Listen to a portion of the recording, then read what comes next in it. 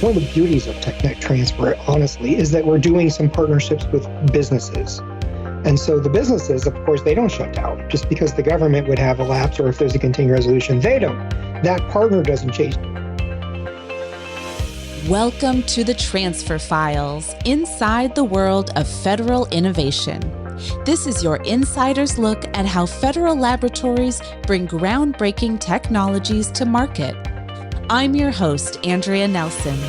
In every episode, we'll bring you insights and expertise from throughout the world of tech transfer. Around this time of year, we hear a lot in the news about the federal budget. In fact, this episode is being released on September 30th, which happens to be the deadline for Congress to pass a budget and avoid a federal shutdown. That means that by midnight tonight, lawmakers will either pass a stopgap bill to keep the government running or face a lapse in funding. Our guest today is going to help us understand what this all means for federal research, laboratories, and technology transfer. In an encore appearance, I am joined by Paul Zielinski, Executive Director of the Federal Laboratory Consortium. Paul brings years of insight into how the budget process really works, what's at stake for labs and their partners, and how uncertainty impacts the path of innovation, from early stage research to commercialization. Before we jump in, 2 notes. 1, this interview was recorded in advance, so there may have been news or developments on the budget since we had this conversation. And 2, no, it's not déjà vu. Paul was also featured on a recent episode about the history of federal technology transfer. If you missed it, go back and check it out. Now, let's get to it. So, Paul, for listeners who may not be steeped in all the details, can you walk us through how the federal budget process is supposed to work, the key steps and the typical timeline? Sure. Well, let's take a look back and look at the big picture. So this time of year, we keep talking about lapse in funding and the federal budget process. What is the federal budget? So I think, when you think about the budget, is essentially the same thing as you have with your home budget. You have money that comes in, you earn money. In this case, it's the government. So primarily income is from taxes. Most of the federal income is actually from your income tax, that thing you file with the IRS and it's taking out on your paycheck.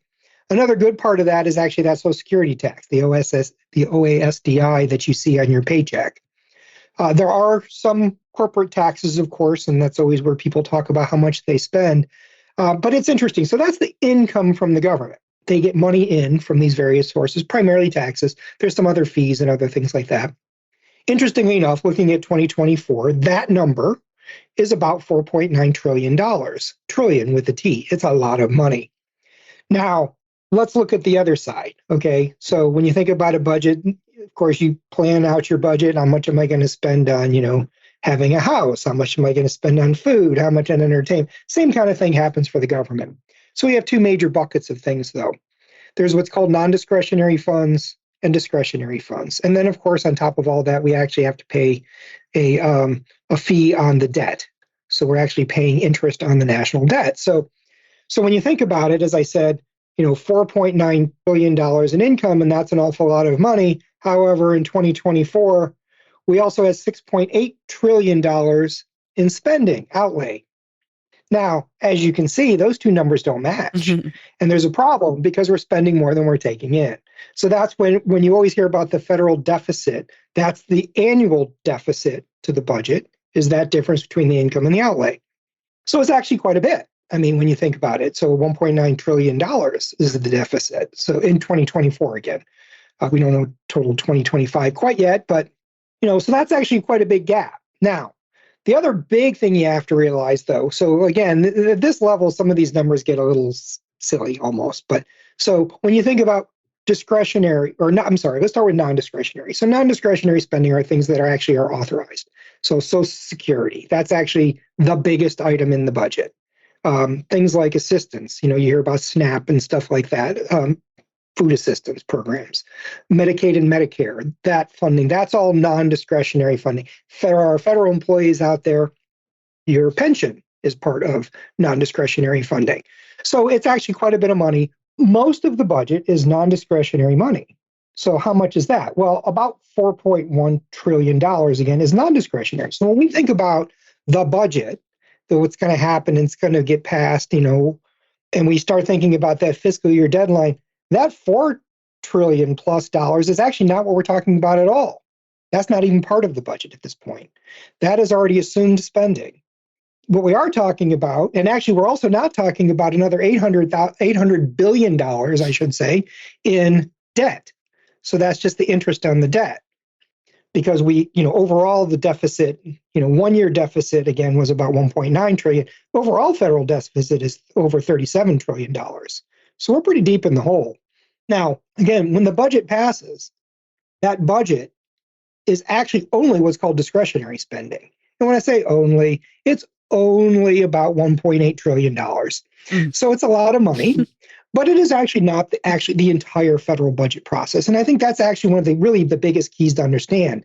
Because if you listen to some of the numbers I was just throwing out there, if the deficit is 1.9 and discretionary is 1.8, guess what? You could zero that budget out and you still have not erased the deficit. And so that's the trick, right? And this is all politics in a nutshell. Do you increase revenue? Do you decrease spending? Mm-hmm. Those are two options on the table to try to reduce it. But again, this is the source of a lot of debate in DC, particularly this time of year. But even if you were to zero out every single agency, NIH, Defense, NASA, everything, you still don't even meet the deficit, which is kind of an interesting thing. So as we sit here on the 30th, the day of the deadline, how did we get here? What's sort of the yearly cycle? Okay, so the yearly cycle for the federal budget is actually kind of an interesting thing, because if you actually look at the budget, at any time you're working with multiple years budgets. So if you're in a budget planning shop, you're really working with at least 3 years budgets. So you start really internally with the agency. So right now, every agency is currently planning out their next year budget. That hasn't even gone, it's not out there yet, but they're internally planning it. Normally, you would see a lot of this come up on what's called performance.gov. It's a website. If you go there now, you're mostly going to see this is the first year in the administration. They don't have the performance.gov documents up there. They haven't put it out yet. It's a new administration.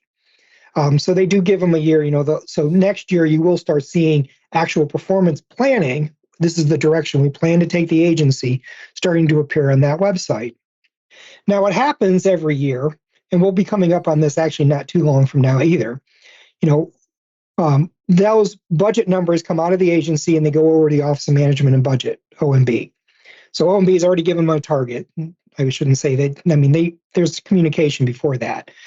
But they will give what's called, they will hand the budget over to OMB right around this time of year.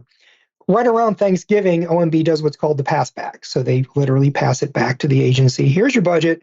We edited this thing. Here's the scenarios, plus minuses, all those things. You get basically so every year, we sit through the State of the Union in January, right? And the president says, I want to fund all of these great things. Well, how does that make it in the budget? Well, in the beginning of February, the president releases what's called the president's budget, PresBud. It's one of those things right now, you can look up the Trump president's budget. Now, it isn't tied to exactly the State of the Union because of the new administration, but, that's out there. Now, that is not really the budget. That is an aspirational budget, but that's where the agency takes it. When that budget comes out, now it's Congress's turn. So, Congress will set a budget resolution where they set some targets for themselves. Usually that's in the spring. Over the course of the spring and the summer, the committees themselves within each appropriation, there's 12 appropriations committees, they're actually each supposed to pass a budget. You can look up the budget tables on their progress. There's actually a couple budgets that have passed the committee this year already by this point. But each one of those committees then, each of those 12 committees have to then bring it to a floor vote. Now that is supposed to happen prior to October 1st. So that's really where we would be at this moment, is that the committees have approved it, the House and the Senate have approved it. They have then resolved any differences between the House and the Senate bill, and they usually don't agree, and so you have to resolve differences.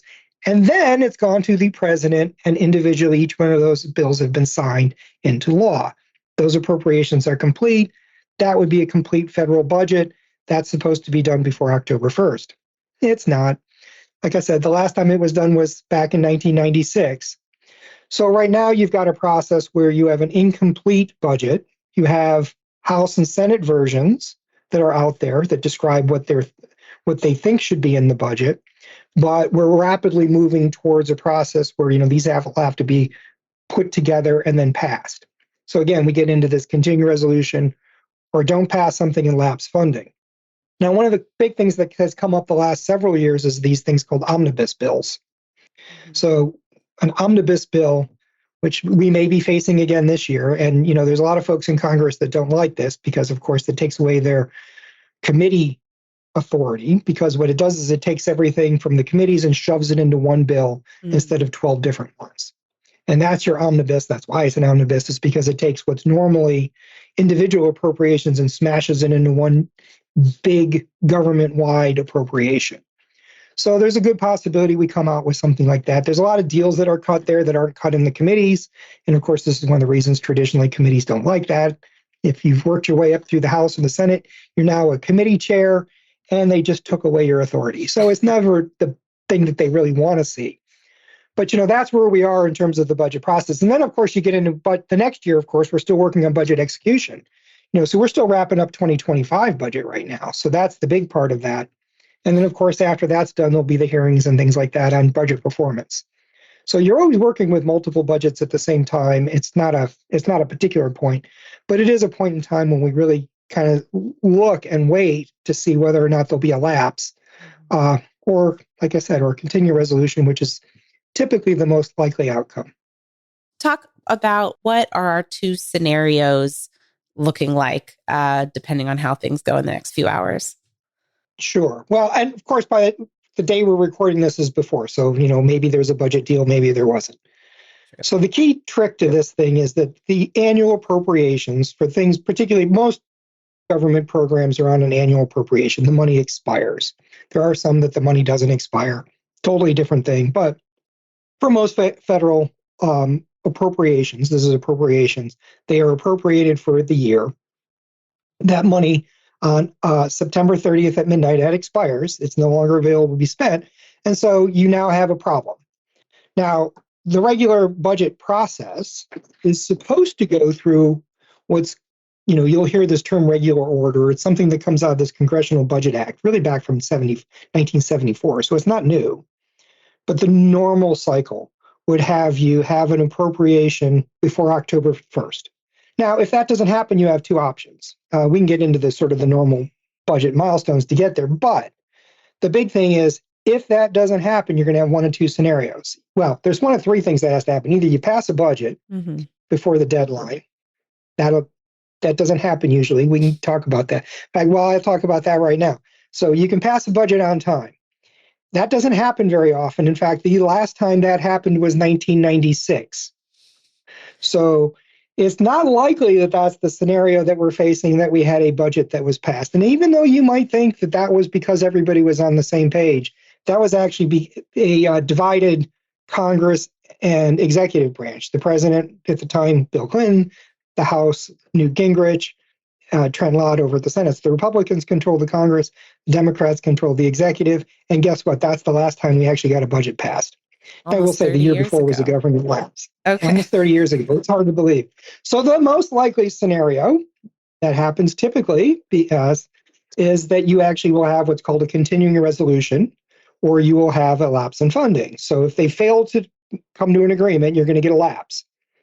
If normally what you will see is what's called a continuing resolution. In other words, Congress will say the government can continue to operate, and they will set out the parameters for that.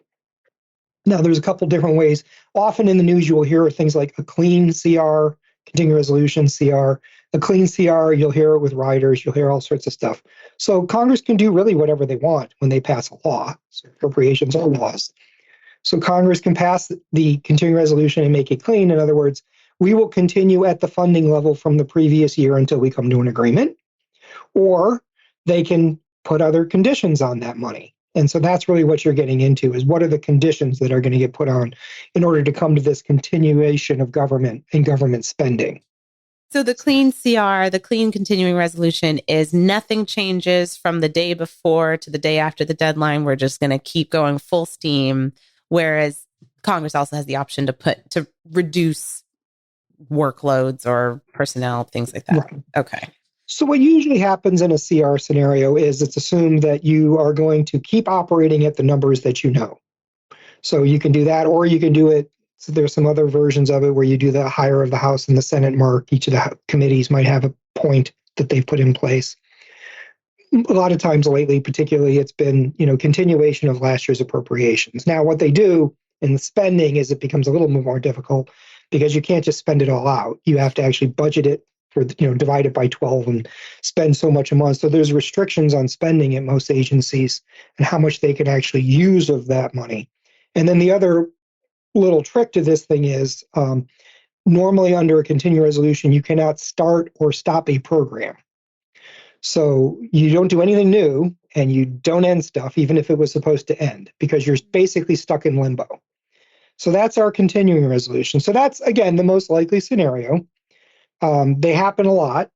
In fact, you can do one continuing resolution and roll on to the next one. In case you're wondering, the record for that was in 2001, where we had 21 separate continuing resolutions before we got to a budget. So it's not a one and done. They can do a continuing resolution, and then they can do another one and another one until we get to a budget. Okay. And how long is each continuing resolution? Is it a set time period? So it depends on what Congress agrees to, and it can be anything. The reason we had so many of them the one year was because they would be one-day continuing resolutions. Mm-hmm. So that's a very hopeful thing to say, we're almost there, we got a deal. What happens is a lot of times this gets, again, into a lot of the politics of it is, do you want to just authorize things that keep spending it the last year, or are you trying to squeeze concessions? So there's a lot of talks that are generated by deadlines. And so if you keep the deadline really close, you move the process into a lot of a frenzy as opposed to having people put it off, like everybody, more towards the last minute. So while we're still here on the topic, let's stay here with the continuing resolution for a minute. And if things do not start or end within that time, and there's other sort of things operate a little bit differently, how does that impact federal labs, their potential partnerships with industry, small businesses, and other things they might have going on within licensing and commercialization? So fortunately, when you get into tech transfer, one of the beauties of tech transfer, honestly, is that we're doing some partnerships with businesses. And so the businesses, of course, they don't shut down just because the government would have a lapse, or if there's a continuing resolution, they don't. That partner doesn't change. Now, the problem you get into is they're relying on the government to deliver their end of the bargain. And so now we've got the issue of, is the government a reliable partner?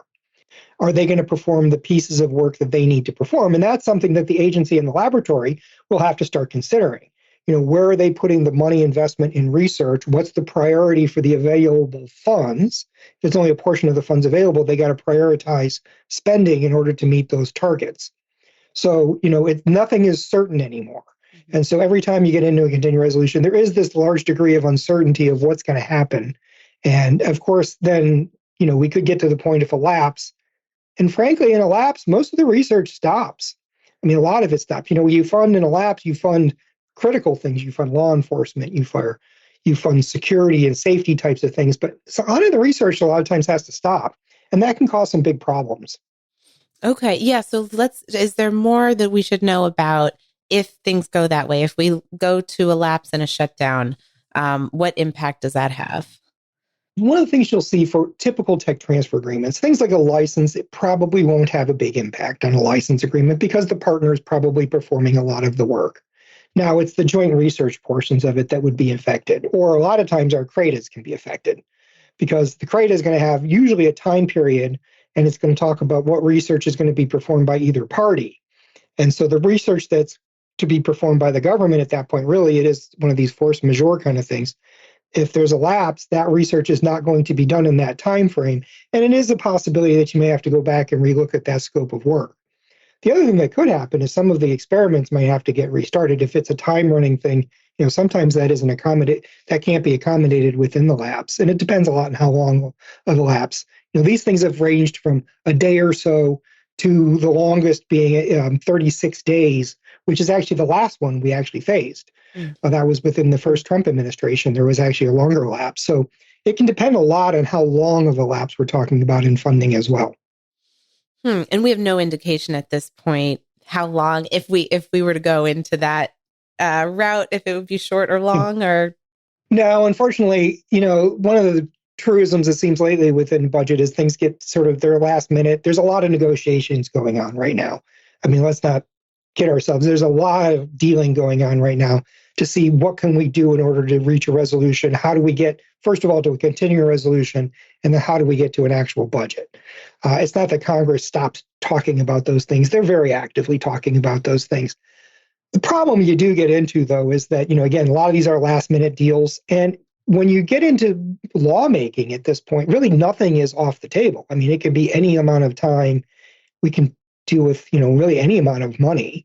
So these things have to go through that full process. And remember, this is like any law. So you have to have the House, the Senate agree to it, and then signed by the president. So the president can still veto a continuing resolution. So it is one of these things that actually has to go through the full process.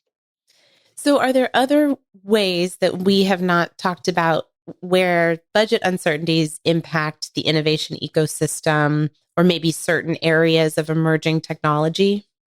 Well, other things will always be affected too. I mean, if you think about processes like grants or like SBIR awards, small business innovation, I mean, those things would be potentially, a lot of those could continue to happen. Some of those might actually have to get shut down. And so the government agency actually has to review a list of what is the interaction between the government and that entity that was funded to determine what's going to stop and what can continue during a lapse. So there's going to be sort of a mixed bag of different things that shut down and different things that continue to operate. And it really is going to depend a lot on the particular agreement that was in place. And from your experience, what lessons have you learned about how federal labs and their partners can prepare for this kind of uncertainty? I think the big thing to really understand is the fact that, make plans. What is the contingency? Just to keep that communication. Communication is always the key. So, this is a realistic possibility at this point. So it is worth the time to consider what to do next. Hopefully at this point, given the air date of this, we're past that and people have already decided on their contingency planning. But it is important to keep that communication going both ways. A lot of times the agency will not know. I mean, they don't have any control of whether or not they're funded. I would at least ask the partners to consider that too, because, that agency partner, they can't control this. So just to consider that they can't control this process. The agency itself has no say. So, unfortunately, if you're a partner, you can go back and try to argue with the agency, but they really can't do anything about it. They do not have a way to go back to get Congress to give them money. I mean, that's already considered within the process. So, unfortunately, there isn't a lot that can be done by the agency itself. However, you can plan for how you're going to bridge that gap. And I think if you can get that common understanding, you can get a lot farther than if you basically just sort of, beat each other up on this point. Because again, it's beyond anyone's control. At least none of the people in the tech transfer agreement. Yeah, different people's control. Different people control. So now as we sit here on September 30th, potentially still waiting for a verdict, do you have a message for the federal lab community and its partners about navigating this moment and staying focused on the bigger mission of federal research and tech transfer? I think the big thing to understand in a lot of respects is this, research itself will continue to be funded. There is a significant portion of the budget. It is interesting. I laid out some huge numbers earlier, but when you look at the magnitude, as big as the federal research enterprise is, at that budget scale, it's actually not that large. All R&D within the federal government that we really deal with in the discretionary budget is somewhere in the neighborhood of this 0.2 trillion, 0.2. So you could cut every bit of federal funding for R&D, and you're still not going to have a huge impact on the budget. So there's good and bad about that. One of the things is, well, okay, what do you cut? What do you fund? And, that is always one of the big questions that happens. But, I think the bigger point is that we've been through this a number of different times. We've had government shutdowns, or government lapses over the years. We have survived those things. We've had continuing resolutions almost every year. We always survive those things. The government will continue to operate. We will come to an agreement at some point, and so it is just a matter of patience. On the plus side for the federal employees, I think most of the federal employees know this, but after the back and forth, it used to be back in the day that you would have to wait and Congress would have to agree to fund the federal paychecks after the fact. that actually is already in statute now. So, for the feds out there, you get paid. So you may not get paid on time, but you will eventually get paid. I think the biggest thing to consider is, this is how our government operates. It is a chance, there's a lot of input that comes from a lot of different places. Even though it's a very complex system, the idea is to spread it out.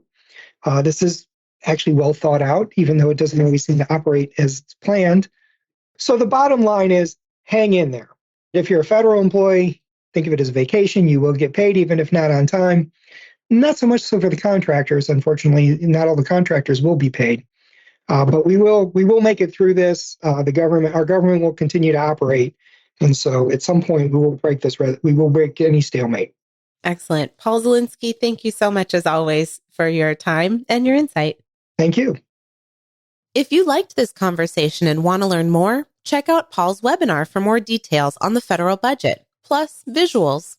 You can find a recording on the FLC Learning Center. Visit federallabs.org, go to the Educate tab at the top, and click Launch Learning Center. Then just search the words Federal Budget Process, and you'll find the webinar titled An Overview of the Federal Budget Process for Non-Budget Professionals. Thank you, our listeners, for tuning into this conversation and spreading the word about this podcast. Tell your friends and your colleagues about the podcast and leave us a review and rating because that helps other people find us. Subscribe and listen to more episodes on YouTube, Apple, Spotify, or your favorite podcast platform. Check the show notes or the episode page at federallabs.org for links to more resources and information that came up in our conversation. And thanks as always to our producer and digital marketing manager, Carly Dunow, graphics manager, Danny Batchelor, web content and systems manager, Jess Klein, and the FLC staff and community for your support. We'll see you back in 2 weeks on Transfer Files Tuesday. Thanks for tuning in to the Transfer Files, your insider's look at federal tech transfer. Don't forget to like, subscribe, and stay connected for more episodes exploring how hundreds of government laboratories and countless industry partners are driving innovations that shape our lives.